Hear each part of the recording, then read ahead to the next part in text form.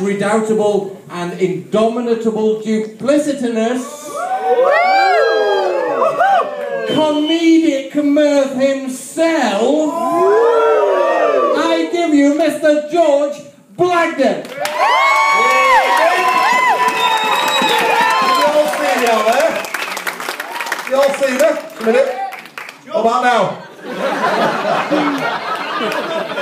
Leave it. Tell him to stand up over there. Right, while we're on the subject of being lucky, I believe I'm a really, really lucky man. Have you ever heard the saying, someone's lost a penny and then they find a fiver?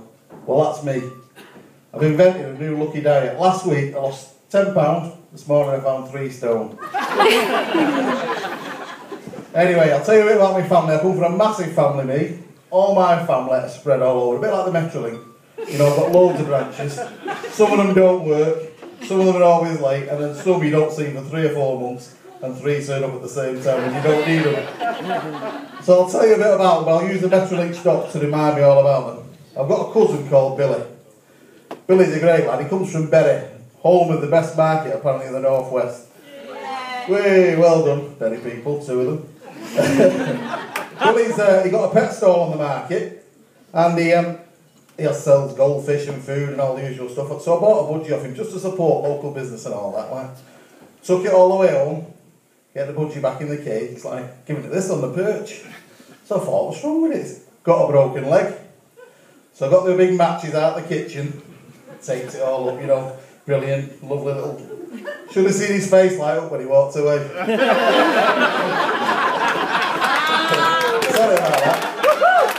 Chorlton, I'm moving on to Chorlton now. Chorlton's a bit intellectual. Got a sister out there, she reads everything. She's one of them student-y types, you know. She says to me the other week, she said, I want one of those new Kindle Fires for Christmas. I said, leave it with me. She weren't impressed when she got a basket of wood and a box of matches. Moving on from Chorlton, I went to Altrincham to see my posh auntie. That's where all the money is, all the posh ones. So I gets up there, she's got the lot. The big house, the big car, loads of big appliances, loads of money, the lot. Pulls up, get off the tram, loads of police outside the house. So I goes up, says, what's going on? Says, I'm really sorry, son. Your auntie's had a really, really freak accident.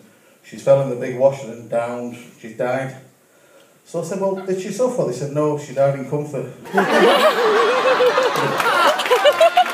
Moving on from Altrincham, we came all the way around to another station, Brian, which was where? Velo Park, weren't it? Where? Velo Park. Oh, the Velo Park, that's right. You know, all those, the velodrome, all those people into bikes, got a big family up there, all cousins. Absolutely mad, and I don't mean just mad, they're absolutely mad about bikes. They read it, they video it, they get the bikes out every weekend, strip them down, build them just for fun. Don't visit them, they're all psychopaths. Moving down the next stop to the Etihad. There you leave it. Uncle Tony's in here somewhere, aren't you, Tony? Tony's my uncle, absolutely mad on city. Whole life blue through and through.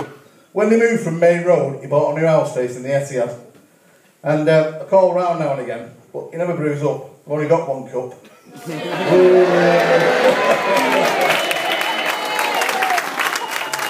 Moving on to Piccadilly.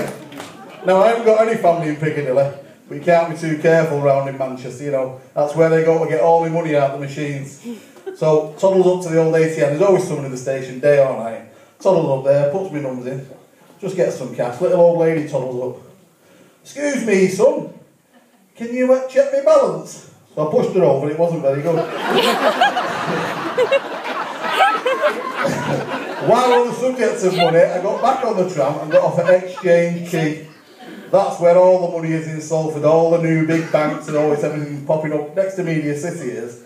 My nephew got in trouble at Exchange Quay, went into one of them banks dressed as a frog. Police turned up, he tried to rob it, you see. Police turned up, arrested him, but they let him go because it was the first time he'd committed a crime. Moving on from there, straight back on the tram, went to Eccles. My brother Ken, he's over there. He lives in Eccles, bit of a party animal. He'll have a party just for switching on a light or anything, you know, absolutely mad for it.